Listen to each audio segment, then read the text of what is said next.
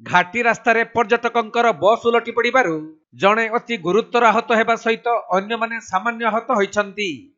मिलिथिबा सूचना अनुजाई पुरी एक बस जुगे प्राय 34 जन छात्र छात्री कंधमाल जिला दारिंगबाड़ी को बुलिबा पई आसिथिले।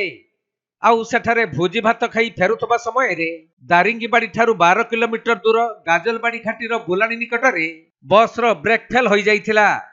फलरे भारसाम्य हराई गाड़ीटी रास्ता कड़क उलटी पड़िथिले भी गोटे बड़ गछ को धक्का देई गाड़ीटी अटकी जाइथिला। तेणु एक बड़ दुर्घटनारू बर्ती जाइछंती छात्र छात्री। हेले गुरुतर होइथिबा जनकु दारिंगबाड़ी डाक्तरखाना रे भर्ती करा जाइथिबा बेले सामान्य आहत मानकु चिकित्सा परे छाड़ी दिया जाइछि। Kandhamal जिल्लारू Jyoti Prakash Samantaray report, Konark live.